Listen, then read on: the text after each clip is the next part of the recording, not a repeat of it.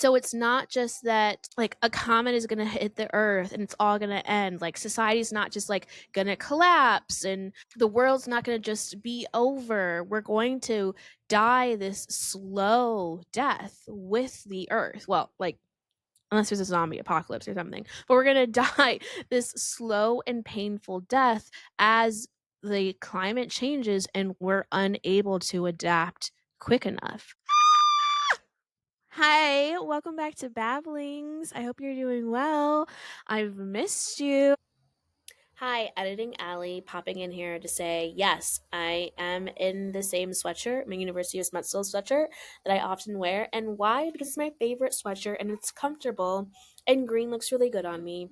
And I won't apologize for it.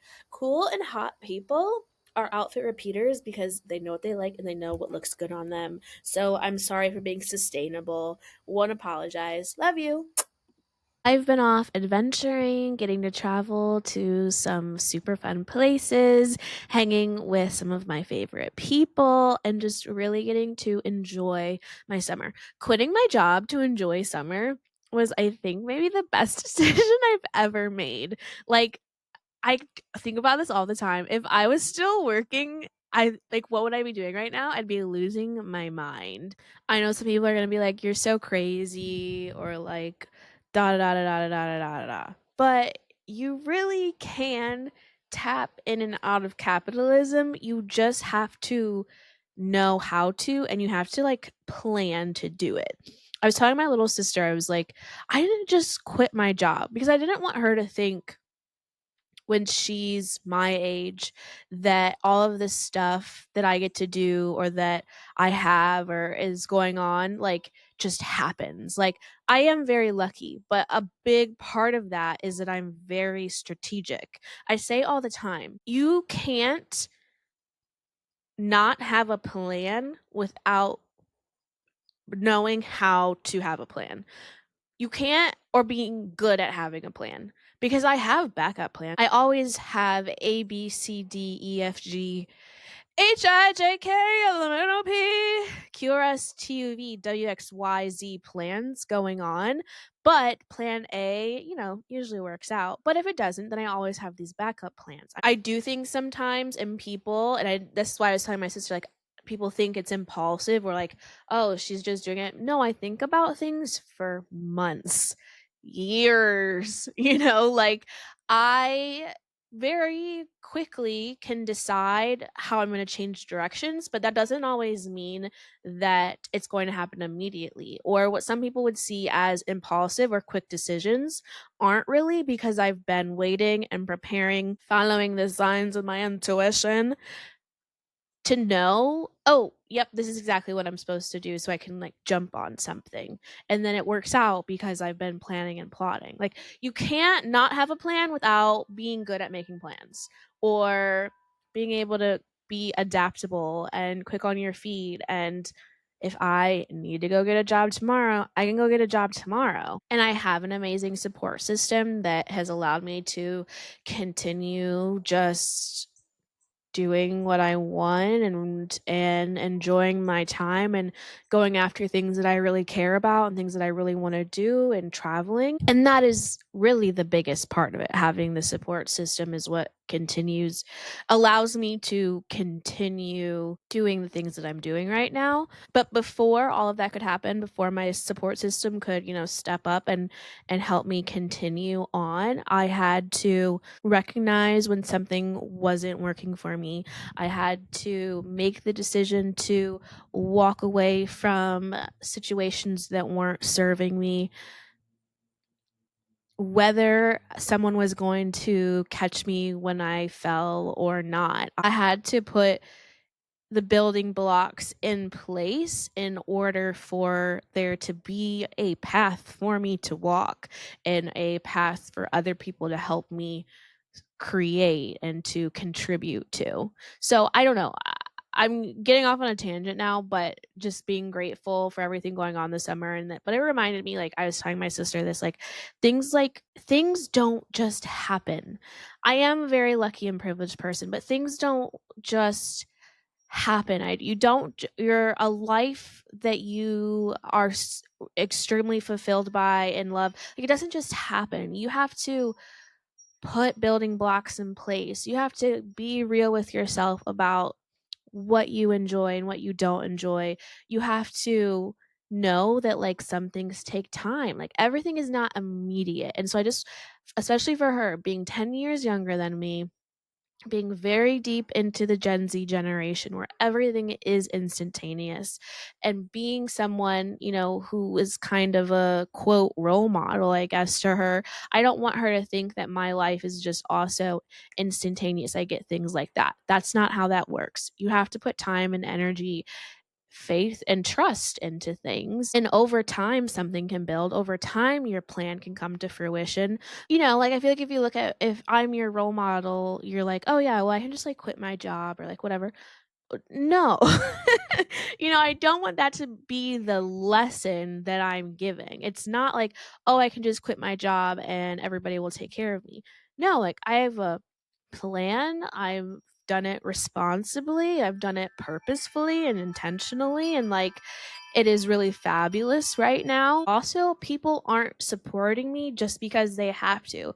People support me because they want to, and they see the passion that I have for things, and they see the responsibility in me, and they see the care that I put into things, and know that I'm not just taking advantage of people. So I guess I also just want to be clear here, as much as I joke like, I quit my job to enjoy summer, da da da da. It is deeper than that. It took, I knew that I was going to do some sort of version of what, ever I'm doing now, quitting and moving. I knew that in November, and I took time to process it, and I took time to plot it and to plan it. So I don't want to ever impart on her or impart on you guys that, now obviously I do feel like manifestation is real, but that is where I think people get really confused about manifestation, right? You have to put work into a manifestation, you have to have a clear vision of a manifestation, and you have to put the building blocks in place. Things really don't just happen overnight, and the things that do are usually not things that are going to actually last or actually serve you in the long run. Personally, that's just how I feel. Okay, I'm gonna go ahead. Let's do our tarot card first. Let's get that out of the way. I'm also like, I'm feeling really excited about it. I don't know why. I'm feeling like really giddy energy. Well, let me pull the card. Okay. I was already like shuffling and meditated with these, and when I was like at the end of shuffling, I put them on the bottom so I wouldn't forget. One on the bottom was the 9 of Cups. This deck is so pretty. But the two cards, oh, and under that, okay, we're going to get into it. But the two cards that popped out were the Chariot and the Empress. So I'm putting those back, and we're going to shuffle and get some other cards out. But right away, with this giddy feeling that I'm having, and what was I thinking about when something was like coming to me? See, I lost it already. I just have a really like giddy, happy, excited feeling. I'm like excited to give this message to you. With the Chariot and the Empress coming out, it gives to me something about purpose and passion, clarity. There's an excitement. Let's go ahead. Let's see what pops out. There we go. Guys, really exciting news. My skin is getting it together. Remember after my cousin's wedding, I had crazy skin stuff going on. I mean, all summer my skin's been freaking out, but I thought I had like a chemical burn. It's coming together. It's getting better. Wow. Okay, this is too many. I don't like getting this many out, but I saw what came out with this, and it's what's supposed to come out. Anyways, we have Judgment, 6 of Wands, 4 of Pentacles, 4 of Swords, 9 of Cups, the Empress, and the Chariot. Okay, let me look at these for a second. You hear the chimes? You hear the chimes? Something exciting is going on. Hold on, let me get clarification on judgment really quick. Queen of Swords, Nine of Swords, clarifying judgment with the Eight of... Okay, again, this is general. Take it if it resonates, leave it if it doesn't. Skip ahead, timestamps are always below. I feel like this might sound really cheesy, but I'm being like real. I feel like someone has really up leveled. With the Four of Pentacles and the Four of Swords, I'm getting there was a period of like restriction, a period of inaction, not necessarily in a bad way, like a restful period, but a really... Looking at this Four of Swords guy, and there's like a knight on there. Let's see if this can focus. And his eyes are kind of like glazed over, like with it, like, but it's giving like a meditation, like eyes, like there's a bit of a jump from internal to external energy, from like a restricted place to a more, from a, like an introverted place to an extroverted place, like the like an energy is shifting there. I'm kind of having a hard time putting this into words. Okay, I'm cut most of this out, but I've just been kind of like internal monologuing because I'm having a hard time putting this into words. I think because there is a lot of like, I feel like this is a lot of spiritual energy, and this is not going to resonate for everyone. I think all that I'm going to say is someone has passed a test, and this is again going to sound cheesy, but the universe has judged you and found you worthy and is now committing to putting you on a path to your wishes and to receive abundance, and like whatever's restricted, like there's a reward for the restriction. I don't know if that makes any sense, you guys.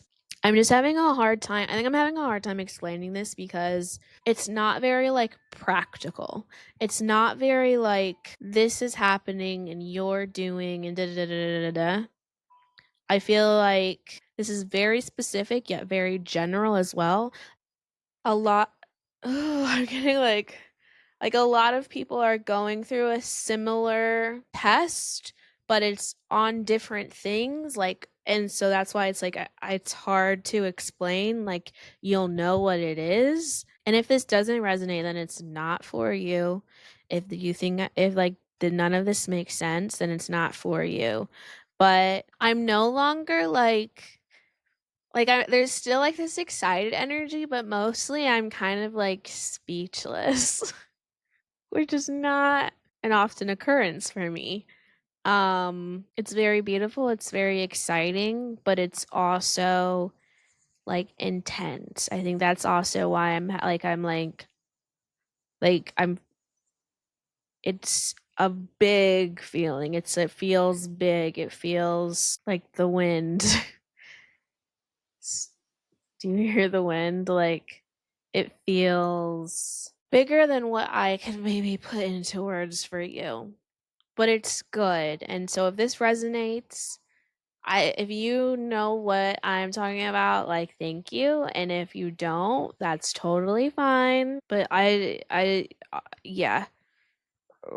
If this makes sense, it does. If it doesn't. Restriction is being rewarded. That's the tea. When I was putting the cards away, I split the deck, and Death and the Tower were there.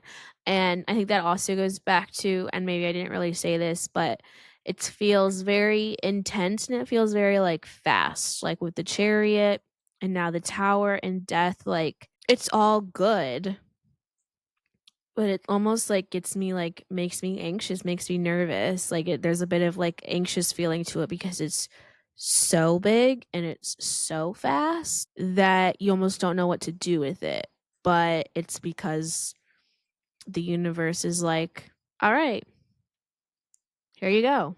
I don't know.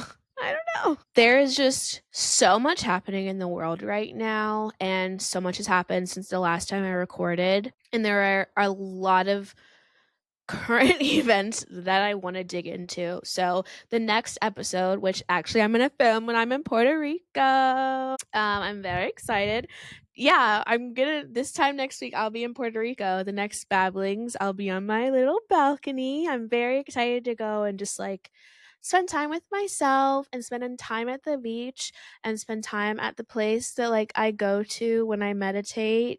And yeah, I don't want to like put on the internet really like too much of where I'm gonna be, but there's a lot of like little synchronicities and signs and things that I think are just. And I had Reiki the other day, and it's going to be, I think, a very like spiritual trip and a very connective trip, and I'm just very excited to see like what's going to unfold. But yeah, so the next podcast you're going to get from me is going to be in Puerto Rico. So yeah, that next episode is going to be a current events extravaganza. I'm so many things that I want to talk about, and we're going to dig into it all, like what's going on in DC, what's going on across the country, what's going on globally. We're going to get into it. But today, just in the current events corner section, I really wanted to highlight Future of Congo's school supply drive. I found out about this from Amy. She's a TikToker that I love, and a couple other TikTokers are working with Future of Congo, which is a nonprofit organization doing work to help Congolese people. Within this past year, they raised money to be able to build a school and classrooms. In a displacement camp in Congo, and right now they're doing a school supplies drive. So I will have in the description below the address that you can mail things to.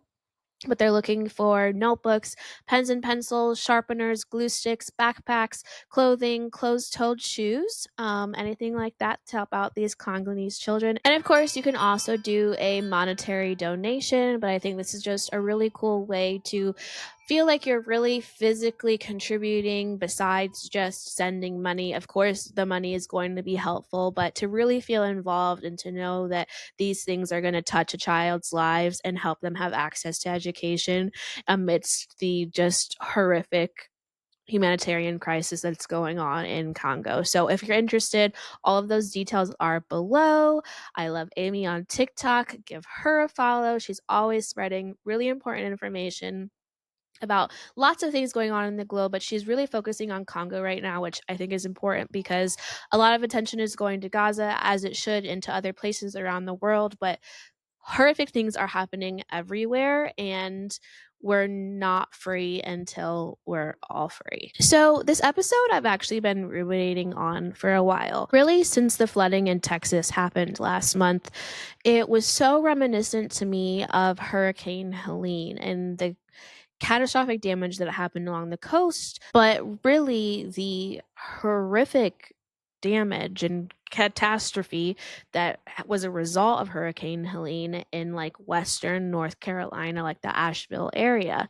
I talked about this in a podcast the same time like last year when that happened, and how awful it was, and the death toll, and really how crazy it was that somewhere so far inland that had never been really impacted in this way by a hurricane before was completely decimated. Why did that happen? And if you want more information, definitely check out that podcast episode. It is from, I think, last fall, and Hurricane Helene is somewhere in the title to get more into that.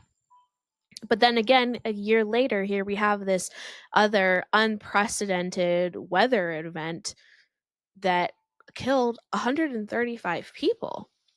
CNN reports that Hunt, near Kerrville, received about 6.5 inches of rain in just 3 hours early Friday morning, which is considered a 1 in 100-year rainfall event for the area, meaning it has about a 1% chance of happening in any given year. Our communities and societies are not built on 1% chance occurrence. They're built for the other 99%. So when that basically whole summers or years worth of rain came down, and just one day 135 people died because of it, because the soil wasn't able to retain it, and because there wasn't an irrigation system ready to handle it, because it was a 1% chance something like that would ever happen. Similar to Hurricane Helene impacting Asheville and the surrounding mountainous areas, it would have been compounded by earlier weather patterns that were also unlikely, causing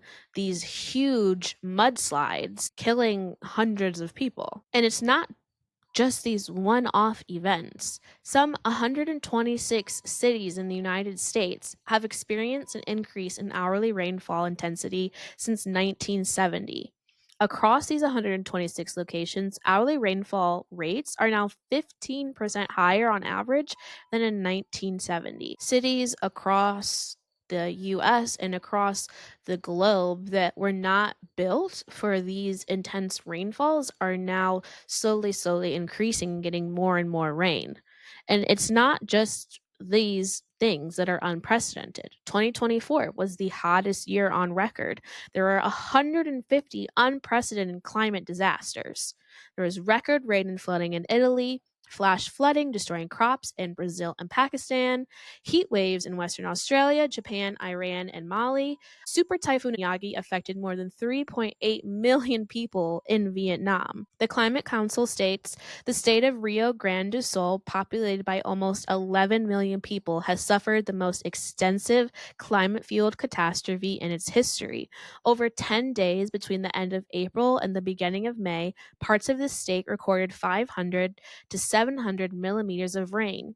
That's between a third and almost half of the average rainfall annually. More than 100 people were killed, more than 130 missing, and nearly 400 people were injured across the 425 municipalities that were affected. They're getting half of their rainfall for a year in 10 days. Previous research determining the role of the climate crisis in what are now unnatural disasters has shown that at least 550 heat waves, floods, storms, droughts, and wildfires have been made significantly more severe or more frequent by global heating. That's from an article in The Guardian. Lots of people talk about the future of the climate, but here in present day and the last year, we are already in crisis. We are already experiencing unprecedented climate disasters. 150 global last year. And that's just what's being recorded. Things like floods, droughts, heat waves, storms, and wildfires. These climate disasters affect how food is grown, commerce, people's livelihoods, people's homes, people's families, culture, their way of living. We're already seeing millions of people migrate because of the climate. We're seeing millions of climate refugees. We're also simultaneously facing a water crisis, heavily impacted by climate change and disasters like this and droughts, but also heavily influenced just by how we use and consume water so irresponsibly. For hundreds of years, people have treated water like it's an infinite resource, but it's not. We have 326 million trillion gallons of water on Earth. We always have, and apparently we always will. I think some people don't realize that the water we have here on Earth is the water that we have. We're not getting any new water. It shifts, it changes, it freezes, it melts, it evaporates, comes back down in rain, but we have 326 million trillion gallons, and that's all that we've got.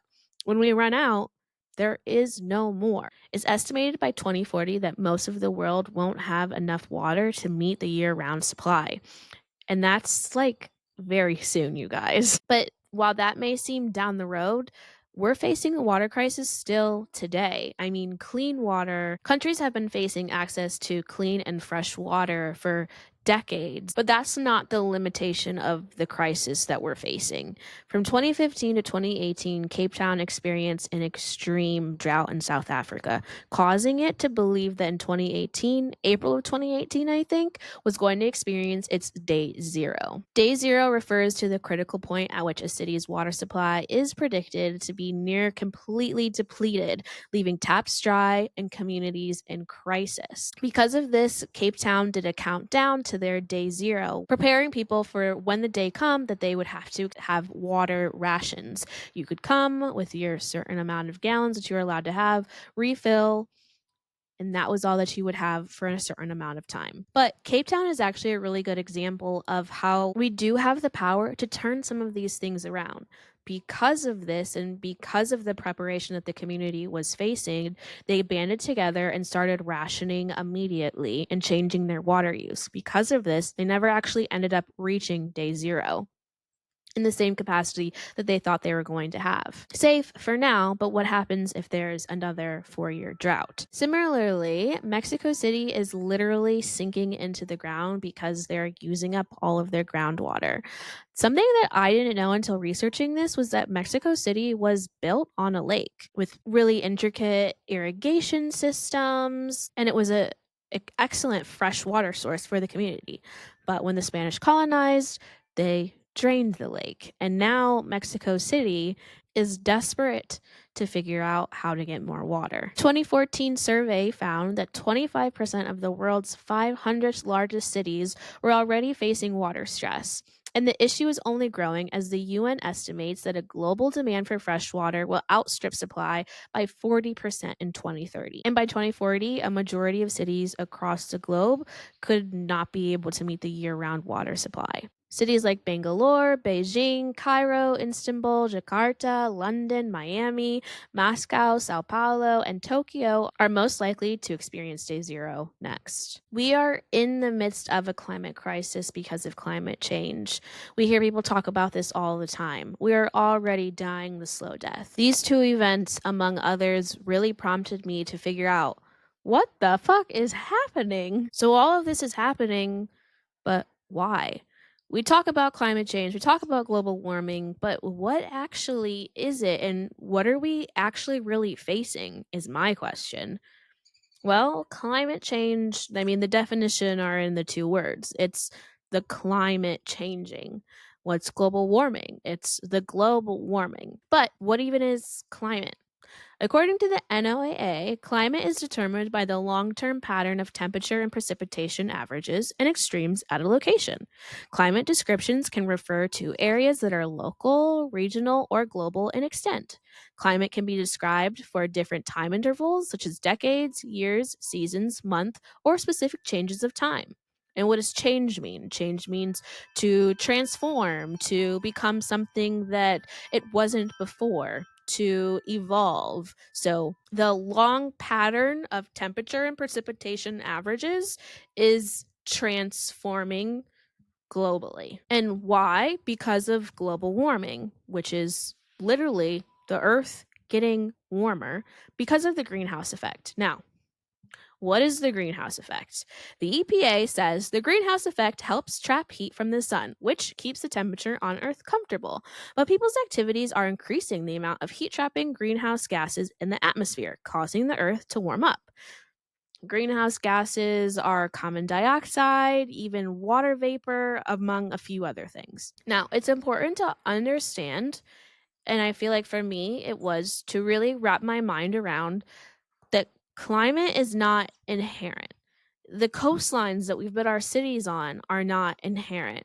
They've not been there from the beginning of time, which would cause you to conclude that they won't be the same until the end of time. It's just that since the ice age, since the ice melted and people migrated during that time, things have stayed pretty relatively similar for the last couple thousand years. And a lot of people will say, well, the climate's always changed and the globe is always warming. Well, yeah, historically it has. And usually it's taken thousands and thousands of years for ice to form and then to melt and continents to move and coastlines to be eroded away for beaches to be made. But because of our human activity since the Industrial Revolution, we're causing it to happen more rapidly. And the way that the Earth has been and was created to be in the last tens of thousands of years is going to drastically change within decades. Since the Industrial Revolution, human activities have released large amounts of carbon dioxide and other greenhouse gases. This is also from the EPA website. into the atmosphere, which has changed the Earth's climate. Natural processes such as changes in the sun's energy and volcanic eruptions also affect the Earth's climate. However, they do not explain the warming that we have observed over the last century. For all the people that want to deny what is happening because they say it's what's always been happening, not at this level. There is no precedent that would explain, besides our increased activity as humans, the increase in warming of the planet. To simplify the greenhouse gas effect, like even simpler, here's our globe, and then around our Earth is this invisible blanket, which is our atmosphere. And when the sun radiates into us, light comes through the atmosphere. And then the Earth either absorbs it or radiates it back out in the form of like heat, right? But then once it goes back into the atmosphere, there are these gases that have been there all the time, like carbon dioxide, that help trap some of that heat to keep the globe in this stable climate that we've experienced for a couple thousand years. But what happens when we're now running these factories and we've commercialized farming and our transportation methods have increased and become much more toxic for the environment? It causes there to be more greenhouse gases in the atmosphere than there should be, making the planet trap more heat and literally get hotter. That's literally what it is. It's really not that complicated. And I feel like people make climate change and global warming and greenhouse gases seem more complicated than it is, but it's not. It's literally that just basic that our pollution has caused the natural process that already happened within the earth and our atmosphere to accelerate faster than it should have because of our human activities. And now the earth is getting warmer and warmer at a faster pace than it should or ever has before. And because of that, the climate is changing. The stability of the last couple of thousands of years that we've built society and civilization around is no longer the precedent. It is the unprecedented, is what we're stepping into. Things that we've never experienced because the globe has never been this warm. It's changing climate of certain areas. It's changing the weather patterns. It's changing seasonal patterns. It's changing the way crops are grown. Places are hotter than they usually are, but then will experience an even colder winter maybe than they usually would. Places are going through intense drought seasons, while other places are experiencing much more heavy rainfall than they would have experienced before. It's widened up the scale of what could happen and where. The ice caps are melting, depleting our freshwater resources. Animals' habitats are changing, causing for them to migrate or potentially go extinct. The ocean itself is getting warmer and warmer and warmer, again, causing animals to have to change their behavioral patterns or, again, go extinct because they can't survive. Whether you think we should do something about climate change or not, you can't debate that it is real. The Earth's climate is changing. Multiple lines of evidence show changes in our weather, oceans, and ecosystems, such as changing temperature and precipitation patterns, increases in ocean temperatures, sea level, and acidity, melting of glacier and sea ice, changes in the frequency, intensity, and duration of extreme weather events, shifts in the ecosystem characteristics like the length of growing season, timing of flower blooms, and migration of birds. These changes are due to a buildup of greenhouse gases in our atmosphere and the warming of the planet due to the greenhouse effect. That's from the EPA's website. Now, something else that kind of really helped me go down this like deep dive of like what is climate change and like what are we really facing, because we talk about this a lot, or it's a hot topic in society, but I feel like a lot of the hot topic is about whether people believe it or not, and if they do, what are we going to do about it, how can we mitigate it, all of these different things. And we talk about it in such a theoretical way when really it's so close to our doorstep that it's already happening. If nothing ends up happening, if we don't act quick enough on a large global scale to rectify this, what is going to happen. And there's talks in the media, of the Paris Agreement, all of the different stuff, and we're going to get into the Paris Agreement, and but talking about the earth warming by 1.5 degrees or 2 degrees or all of these different things, and people are like, 1 degree, 2 degrees, like, but those are actually really, really it's really serious if the globe continues to warm by these degrees, and we're already on track to get to 1.5 a lot sooner than we were supposed to. Like, we might already be there, just not consistently enough for it to be an actual, like, to be technically labeled like an actual pattern. Anyways, I was watching, so something that kind of like led me down this deep dive is I was watching this Neil deGrasse Tyson video, and he was like explaining climate change and what that means to him. And there were some things that he said that really helped me conceptualize what all of this meant. And so, of course, it's linked below. There's tons of stuff linked below, guys. You'll have to just go look for yourself. If you're watching this on YouTube or listening on a podcast platform that is not Substack, so if you're interacting with this not on Substack, in the description, there is a link to this post on Substack, which is where you're going to find all of the go deeper links, all of the video links, all of the articles and papers and information that I'm citing. It's all there in that description on Substack. So just click that link, go to that. The Neil deGrasse Tyson video is in there. Of anything, I highly suggest you watch that. And I highly suggest, I really highly suggest you watch all of them, but I'm just going to say now, I highly suggest you watch that video on him explaining what climate change means to him. There's a video, it's like honest thoughts from a climate scientist, Dr. Daniel Swain. Like, I would really suggest watching that, and I'm going to talk about some of the things he talks about later. And then let me look at what else. That's a short TED Talk, What Earth Will Look Like in 2050 video. I would highly suggest you watch that as well, especially if you are short on time. The longer extreme weather documentary is also very good. Like, if you have like an hour to kill, you could watch that.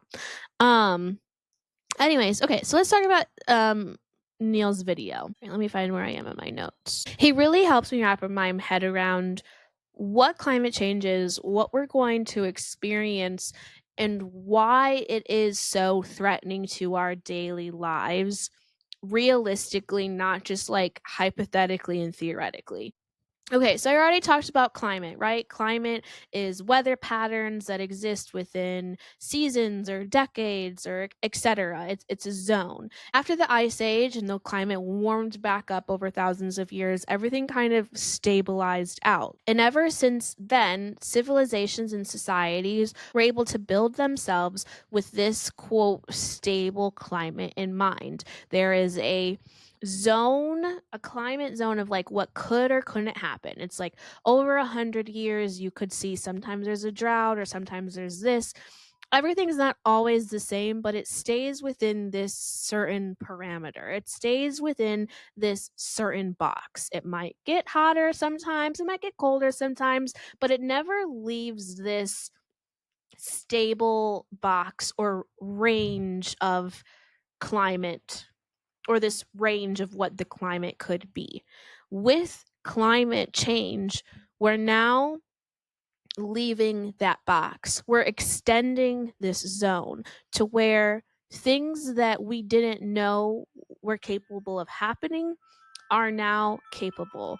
We're out of the norm. Places that never saw drought may now experience drought, or that had may experience it more intense and for longer periods than would be precedented in that original climate zone that the society was built upon to expect that stable climate. Or places like Texas are going to experience that 1% chance of getting all of that rainfall, which over the hundreds or thousands of years, it became a 1% chance because it happened a 1% amount of the time. But now it might be a 5% chance, a 10% chance, a 50% chance that you're going to experience these kind of events more frequently. Because we're now out of the box, or we've extended the range of what is possible, there's also this increase of compound events of a drought that then is followed by an extreme heavy rainfall that causes flooding that then is followed by an extreme winter, or like the wildfires that happened in California recently. That was several compound events over several years that caused it to be like how bad that it was.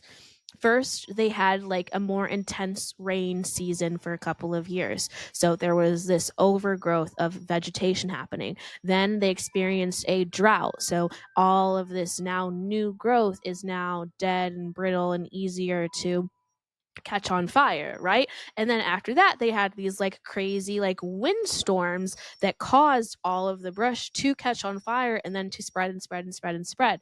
We're seeing now these weather patterns repeated after each other that are not necessarily something that we're used to, and those compound events are causing also mass destruction. So not only now do we are we out of the box and could really experience things that we never even thought of before, but now they're also happening back to back to back to back, just making each other worse, like a domino effect. And cities and civilizations have been built on this norm. And throughout the years, as they saw a little bit of a wave within the box or within the range that they're used to, they adapt. So they create irrigation systems when they know that sometimes there's a drought, or they build a seawall when they know that there might be storms, or et cetera, et cetera, et cetera. But these things that happened over thousands of years to show these slow changes and trends are now going to be happening in decades. And our cities and our civilization does not have the capacity to adapt fast enough to accommodate all of these things. So it's not just that like a comet is going to hit the earth and it's all going to end. Like society's not just like going to collapse and the world's not going to just be over. We're going to die this slow death with the earth. Well, like unless there's a zombie apocalypse or something. But we're going to die this slow and painful death as the climate changes and we're unable to adapt quick enough. So the future just doesn't look like all of a sudden desolate or this completely different. While, it's fun to look at, end of the world movies or post apocalyptic movies, eventually, but we're going to experience a deterioration of civilization that I don't think we're really mentally prepared for. Things are not going to stay the same, but they're also not just going to completely 180 flip overnight. Climate change isn't just that places are gone, it's that Florida experiences so many hurricanes and has lost so much of its coastline that it's no longer inhabitable. California is gone through such a drought or so many fires that people can't live there anymore. Islands have been flooded because of sea levels rising that people can't live there anymore and they have to migrate to different places. The effects of climate change are migration and constantly trying to rebuild to keep up with a system that we are not ready or prepared to deal with or have any experience or historical precedent of dealing with. Cities being washed away and then having to be rebuilt. We're running out of water. We're looking at water being rationed because that's the only way we'll be able to not run out of it. We're looking at losing resources because tornadoes or other extreme weather events knock out telephone poles, knock out farmland or crops. We don't have the infrastructure to just all of a sudden completely rebuild power lines and reinstate electricity to everyone in the country or the world or wherever it's affected. We don't have enough food to compensate for everything that we lost because of a drought or a flood or a fire. So, what are we looking at? Well, children today are 7 times more likely to experience extreme weather than their grandparents have. I also recently watched the Interstellar movie. If you haven't watched that, it's like a very fabulous movie. But I feel like that was actually a very realistic portrayal of what we or our children or our grandchildren could be facing in the future. where they cannot grow anything. And society looks similar, right? There's cars that we're familiar with, school that we're familiar with, a NASA program that we're familiar with, but it all looks completely different. And the priorities of our communities have completely changed because we're no longer in a society that has the resources, time, or energy to devote to looking at anything other than how to survive to the next day. People look the same, things look the same, the world almost looks the same in a sense, but it's completely different as people try to adapt to this new climate. If things continue the way that they are, this is what we're looking at by 2050. The world has warmed 2 degrees since the 1800s. Extreme heat waves are 8 to 9 times more likely, and wildfires are regular occurrences. There are widespread blackouts from the high temperatures. There are frequent and severe droughts. The climate crisis is causing mass migration, which is leading to housing and job crises. There are higher rates of premature and underweight births because prenatal care is so precarious, and more children develop asthma. The current trajectory we're on takes us to and past 1.5 degrees warmer in the next 5 years, halfway to this bleak future that I just described when we're 2 degrees warmer than the 1800s. And with the state of the world, the people in power and politics globally, countries trying to deny climate change and others just maybe not doing enough, we are headed on that trajectory. I mean, here with the president removing information off of websites, denying climate change, I just experienced that while I was researching this, and it was kind of freaky. I was reading this Yale article about whether recycling, was actually good, was like actually something that really helps climate change or not, or which I think is an interesting debate because it's obviously something like you should do, but it is not like the thing that is going to save the earth. We're going to get into it, but like eating less red meat and changing your way you do transportation, like those are things that are going to be like heavier hits, helping with the climate than like recycling is. And also like it was talking about anyways, but it was talking about, how it is hard, for different communities to recycle. And then it kind of got into the inequalities with like waste management and how lots of places end up mixing in their trash and the recycle. Then it was talking about how waste facilities are disproportionately located in like Black and brown low income communities. Like, go to this link and you'll get for more information. So I clicked on that link and it took me to the Department of Energy, and it said 404 error, page not found. So then, of course, I did some digging with the Wayback Machine and saw that it was scrubbed sometime in January. The page that it linked was like environmental justice history. And I did some digging, and yeah, it's nowhere on the website. Like it's not even just like in a different place. Like it's not on the website anymore at all. And the last time there was like a screen grab of it was in January, and then it's been scrubbed since. Like he scrubbed lots of other information. But here's just an example of some of the information that is being scrubbed from the internet and held from the American citizens. The article on the environmental justice history said another study that sprang from the Warren County protest is toxic waste and race. A 1987 United Church of Christ study that examined the relationship between waste siting decisions in the United States and race.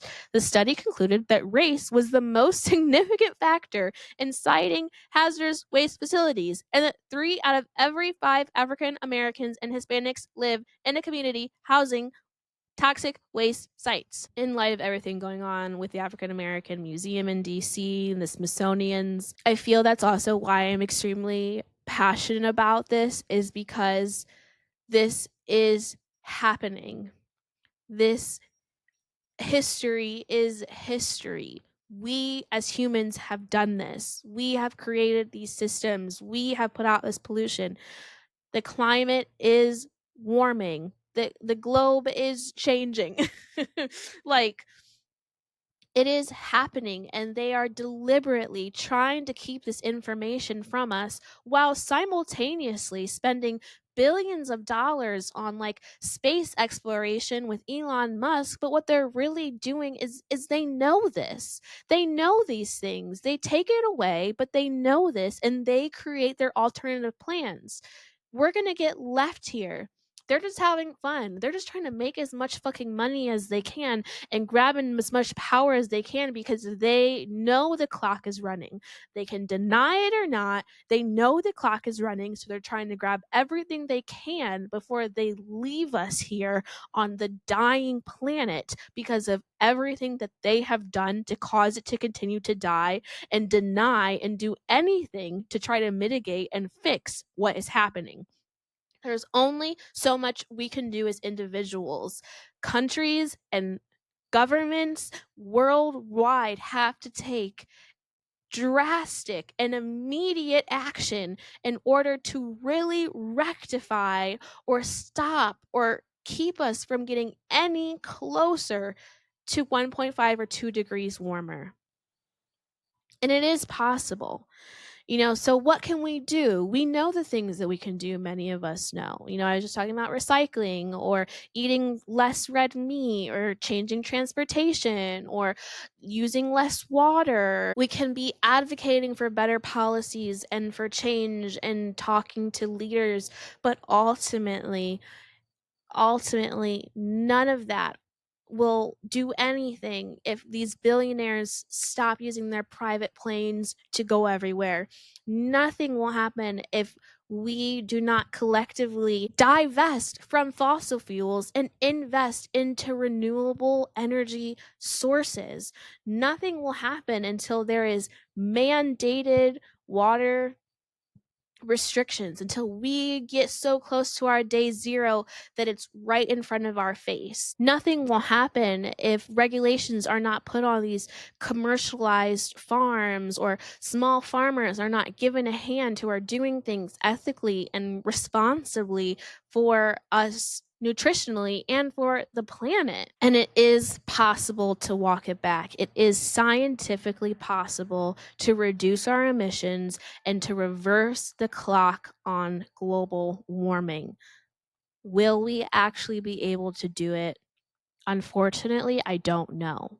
And I don't know if we'll actually do it in time based off of what we're seeing in the globe today. In a recent YouTube video, climate scientist Dr. Daniel Swain says, historically, I think we've focused a little too much on mitigation, so that in some circles, we've actually lost sight of the more immediate need for adaptation in the near term right now.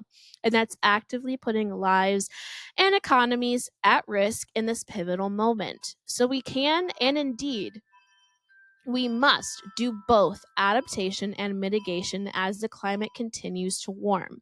It simply isn't an either or prospect, and we can't let future climate targets distract from the present day reality that warming is already having severe and widespread adverse societal and ecological impacts that need to be urgently addressed right now. And I think it's actually really interesting because, on a personal level, a lot of things that we can do for mitigation can also help us prepare for adaptation or begin the process of adapting. So, like, recycling isn't just rinsing things out and putting them in the right container, but what else could you use that glass jar for? What else in your home can you use that plastic jug for? How long can you make things last? How far can you reuse something in several different ways to lessen your waste, but also adapt to having less resources? Maybe we're not going to be able to go to the grocery stores to get the containers that we need, or to get a special, I don't know, what is it called? Why can't I think of it now? Pour. What do you plant?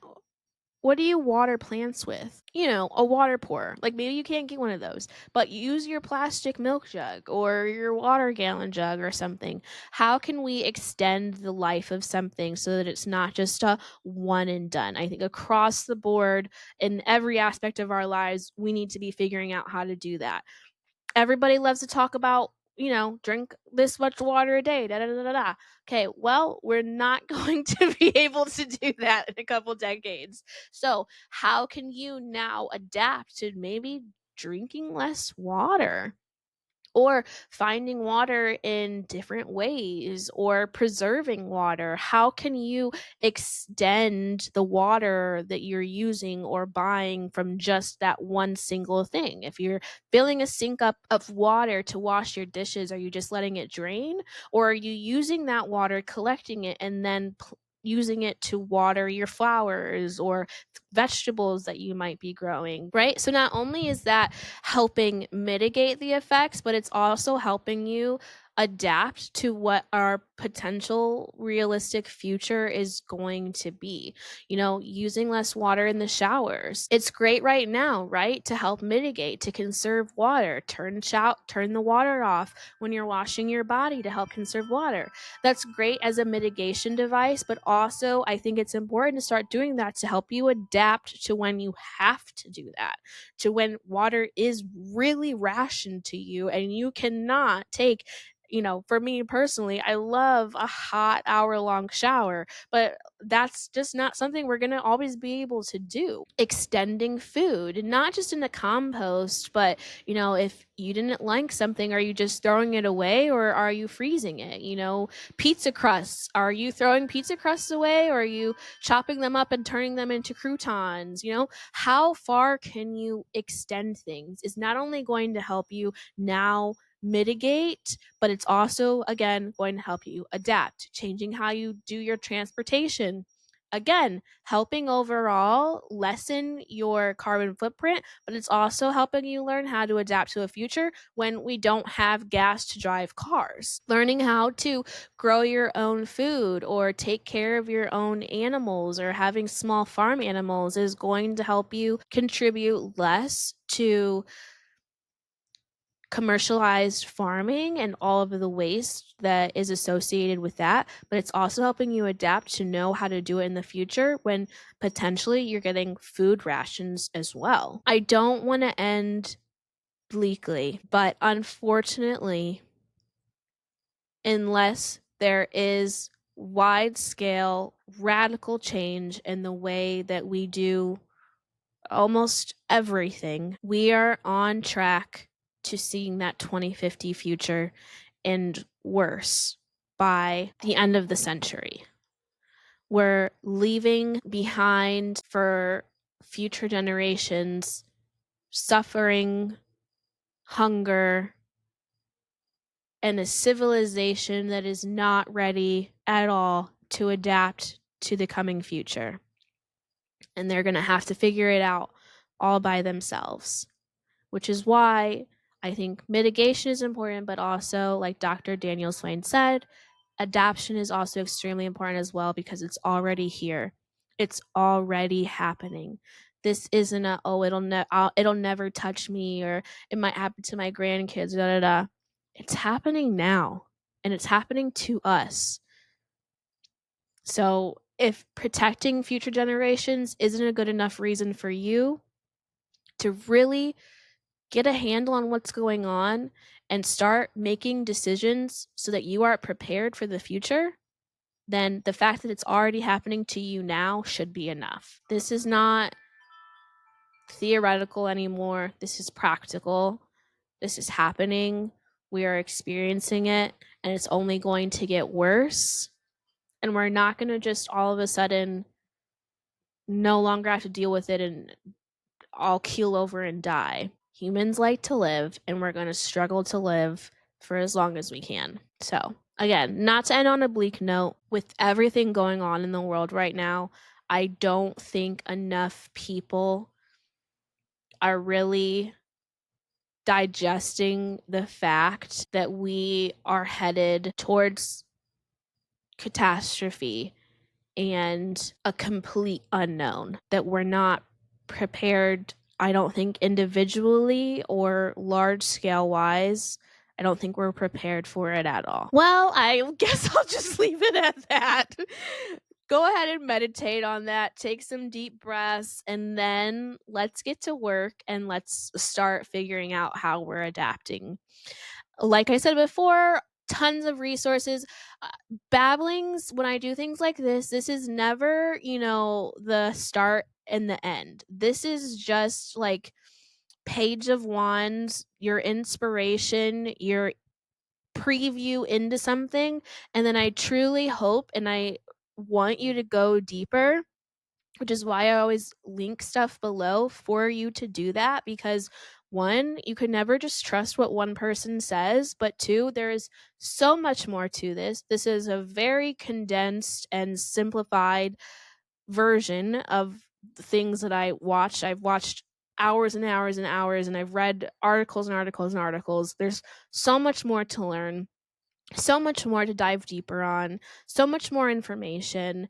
And I really do hope that this is just the start for you always and ignites you to go deeper and to learn more. And I hope that I provide you a path to do that. So, links below. Please make sure to subscribe if you're not subscribed, like and comment and share. I'd love to hear your thoughts. I know it was a bit of a spooker, but how are you feeling? What are you doing to adapt and to mitigate? And yeah, I guess that's all. Love you guys so much. Make sure to check out my Sab. Make sure to check out my Substack for my blog for more like personal essays, one-offs, etc. Also is where I host the podcast. Love you guys so much and see you later. Bye.